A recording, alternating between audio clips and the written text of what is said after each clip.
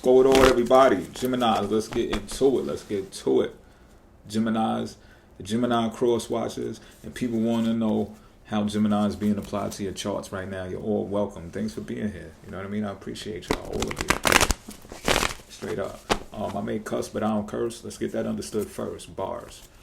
If you want to get in contact with me, or you know someone who will benefit from being in contact with me, because it's been proven that you like what I do, how I do it here, then there'll be a link to my website in the description box. You can click it. It'll take you to my calendar where you can book an appointment with me via Google Meet. Pause, because that's wild. And we could pick apart your chart, bars, or we can. And or we could just do a tarot reading. It's your choice. And if you don't want to do the face-to-face thing because you're a little, a little nervous or whatever the case may be, then we can get on speakerphone and do it that way. You know what I mean? It's not a forceful situation here. All right. And with that being said, let's get these cards read. Bars. I'm gonna slice and dice this deck.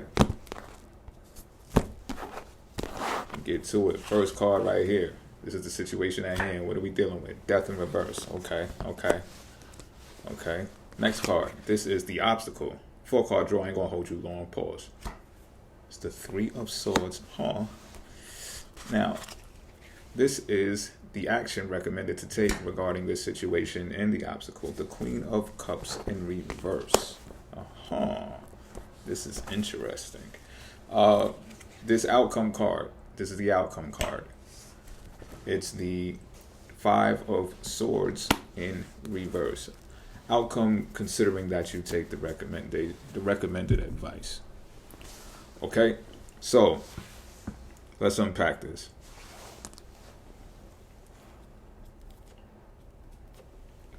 You're stuck, or someone else is stuck. A group of people may even be stuck. But,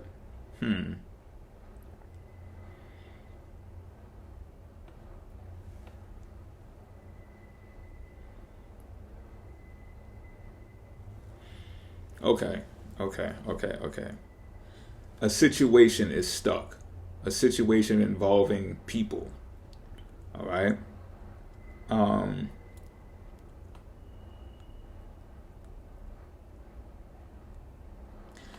The way that you chose to communicate with these people is the cause for not just you feeling betrayal, but them feeling betrayal as well. Like y'all are both parties involved are feeling pain. But this is not the type of severe pain as the picture is depicting. It's more along the lines of, man, I ain't want to hurt that person's feelings. I didn't mean to, you know what I mean, cause such a rift.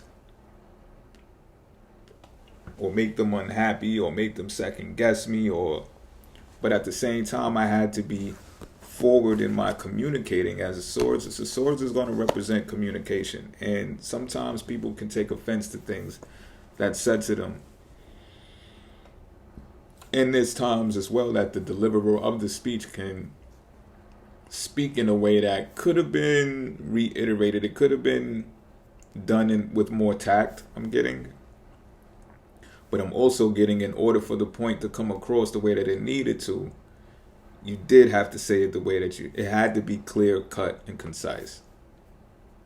But what it did was it created a separation from something that you already had going. So it's like building a rapport with someone or a group of people that it's in the workplace as well. And this could have grew into a solid foundation in the workplace. But right now it's at a halt because there's, like I said, there's sadness attached to the way that the communication was transpiring. There's even been delay in communicating. So you know how like someone sends you a text and you either take forever to open it, or you open it finally and then you don't respond, and it's because you're trying to think about what to say. But of course, on the other end of the spectrum, it could be looked at as you're ignoring them, or you have nothing left to say, right? So in the absence of speech, there's more feelings being stirred up that deals with matters of the heart instead of just the tongue.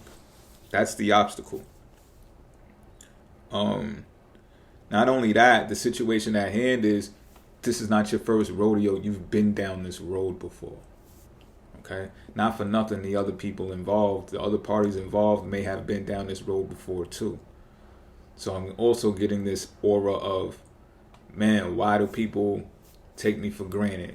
It seems like every time I'm trying to click up or team up with someone, there's always like some funny business involved, or people trying to feel each other out, or people don't trust one another and things of that nature. And it's valid, but at the same time, the other side of that is valid as well, to say, well, this is how I perceive what you said to me and how you said it to me. And I gotta be frank, because you have that much care and concern for these people that you're dealing with, to be frank and forward with them. I get that you don't want to be a con man or a con woman. You don't want to dupe these people. And moreover, you don't want to do it because there's business involved. You want to do good business. Now, the action recommended is to actually be fickle with these people. And to continue doing what it is that you're doing, because I'm getting like you may be the Queen of Cups. You're the ringleader of this whole operation. So you got to come back outside is pretty much what I'm saying. You have to show up. There's no, you can't tuck it away. The rest of the team maybe, but you can't. So you got to come back on. You got to put that shit on and everything. You got to put the smell goods on. You got to, you know what I'm saying? You got to do that shit anyway. And it's being recommended to do that.